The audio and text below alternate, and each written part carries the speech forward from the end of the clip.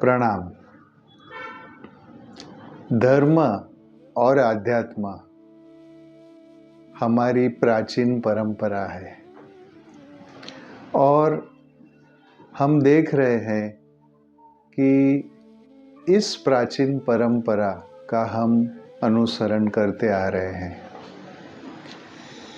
लेकिन एक बार सोचना जरूरी है कि हमारी जो प्राचीन परंपरा है और जो तरीके से उसका उपयोग किया जाता है वो वर्तमान काल में भी उतना ही उपयोगी है जितना 2000 साल पहले या 10,000 साल पहले था।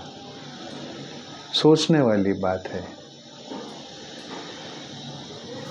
जैन दर्शन में एक बात कही है कि जब भी तीर्थंकर हुए हैं वह अपने समय के अनुसार उस काल और क्षेत्र के अनुसार देशना देते थे, उपदेश देते थे। यदि हम इस जैनत्व विज्ञान की समीक्षा करें और यदि वर्तमान मानस को समझ में आए वैसे उसका उपयोग करें तो कैसे रहेगा। प्राचीन काल में जैनत्व यानी स्वयं को जीतने का विज्ञान कहा जाता था और संपूर्ण उसका विज्ञान इसी तत्व पे आधारित था। मोक्ष तत्व और मोह निवारण तत्व ही उसका मूल था। इसीलिए यदि जैनत्व का तत्वज्ञान हम देखते हैं तो वह मोक्ष की तरफ आपको लेके जाता है।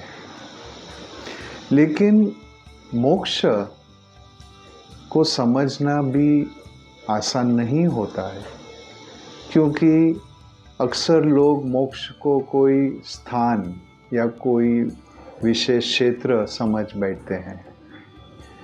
मोक्ष सही में आत्मा की दशा है।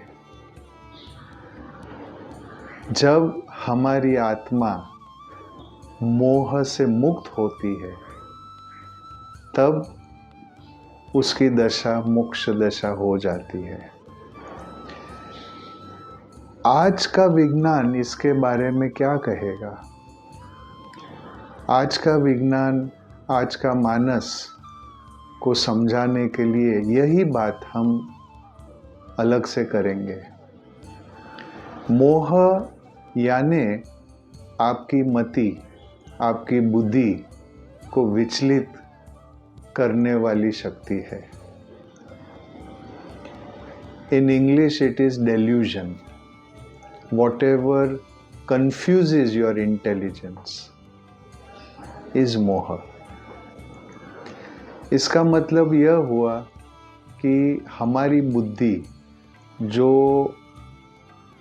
हमारा सर्वश्रेष्ठ गुण है उसको सही कार्य करने के लिए जो आवश्यकता है वही आपको आध्यात्मिक मार्ग पर आगे ले जा सकता है। लेकिन हमारी बुद्धि यदि विपरीत काम करे तो हम सही को गलत मानेंगे, गलत को सही मानेंगे। इसीलिए धर्म और आध्यात्म विज्ञान में बुद्धि को सर्वोत्तम स्थान दिया गया है। आपकी बुद्धि को शुद्ध करो, आपकी बुद्धि क्षमता को विकसित करो और जब आपकी बुद्धि विकसित होती है तभी आप मोह से मुक्त हो सकते हैं और जो सही है उसको पहचान सकते हैं। जैनत्व की सारी साधनाएं बुद्धि को शुद्ध करने के लिए निर्माण की गई है। इस केंद्र बिंदु से यदि हम सारी साधनाओं को देखेंगे तो हम विशेष उसका उपयोग कर पाएंगे। क्या इस साधना से मेरी बुद्धि और शुद्ध हो रही है, ये जानना बहुत जरूरी है। Modern philosophy or the modern viewpoint of philosophy must be based on the higher intelligence, यानी आधुनिक मानस का आध्यात्मिककरण बुद्धि पर आधारित होना चाहिए। यदि आप अपनी विशेष बुद्धि, दिव्य बुद्धि को विकसित करते हैं, तब आप उसका फल जरूर पाते हैं। है ना आसान बात? यदि बुद्धि को केंद्र में रखते हैं तो कर्म की बात भी समझ में आ जाती है। खाने पीने से यदि मद मस्ती हमारे भीतर में जग जाए, जैसे मदिरा पान या अन्य कोई विशेष सेवन करने से यदि बुद्धि विचलित हो जाती है, तो भी आप अपने व्यवहार में बदल जाएंगे, गलत काम करेंगे। तो जैनत्व में जो खाने पीने की परंपरा है, खाने पीने में सावधानी है, उसका एक ही लक्ष्य है। पाप और पुण्य की व्याख्या करने के बजाय हम उस खान पान से हमारी बुद्धि पे क्या प्रभाव पड़ेगा, वह सोचने वाली बात है। और आज का विज्ञान दो शब्दों को बहुत ही महत्वता देता है। एक है कॉन्शियसनेस और दूसरा है अवेयरनेस। कॉन्शियसनेस और अवेयरनेस यह साधना के ध्येय माने जाते हैं। यदि हम हमारी कॉन्शियसनेस, हमारी जागरूकता को प्रजागता में ले जा सकते हैं, तभी हम सही साधना करते हैं। अक्सर होता है कि कोई साधक सालों तक साधना करता है, लेकिन उसे कॉन्शियसनेस के बारे में, प्रजागता के बारे में पता ही नहीं होता कि वह विकसित हो रहा है कि नहीं। यदि आप कॉन्शियसनेस के स्तर जान जाएं, यदि कॉन्शियसनेस के स्तर को कैसे पार किया जाए वह जान जाए, तो आपका काम आसान हो जाएगा।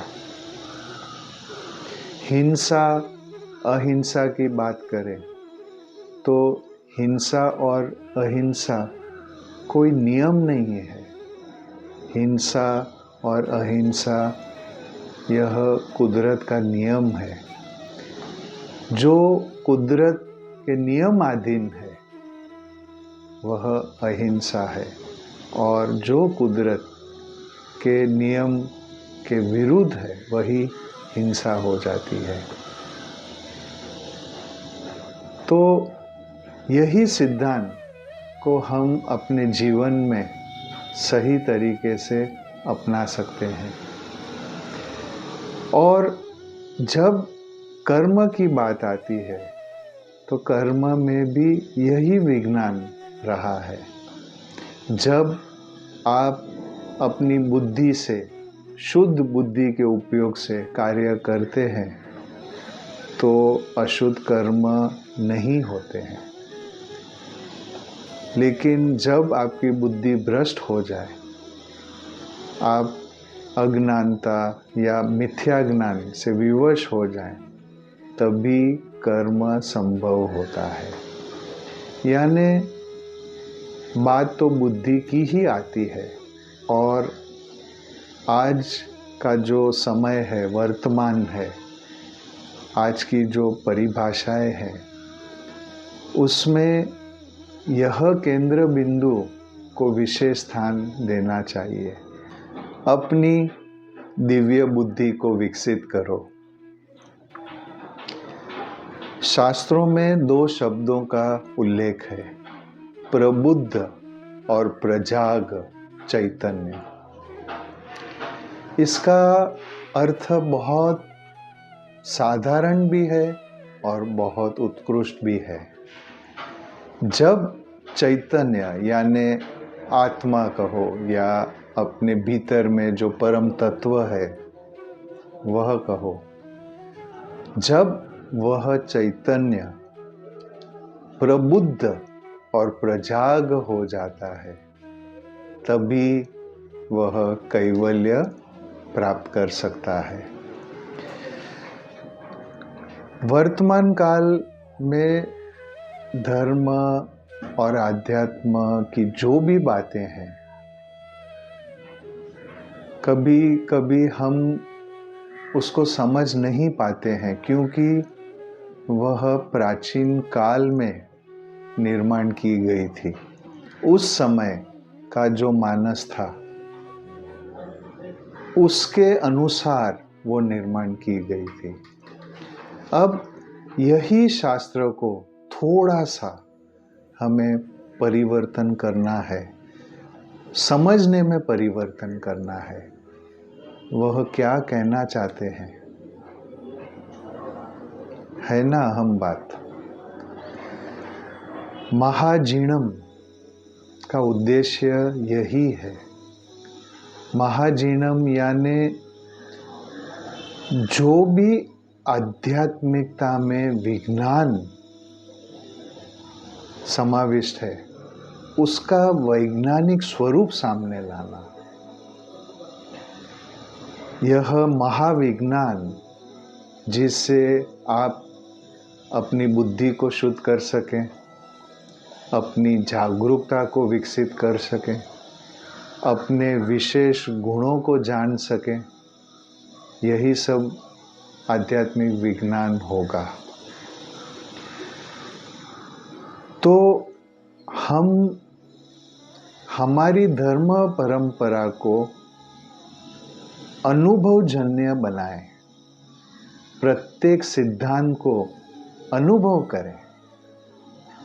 पाप किसे कहते हैं, पुण्य किसे कहते हैं, राग किसे कहते हैं, द्वेष किसे कहते हैं, अज्ञानता किसे कहते हैं, मिथ्या ज्ञान किसे कहते हैं, यह सिर्फ पंडितों के लिए बातें नहीं हैं, ये अनुभव की बातें हैं।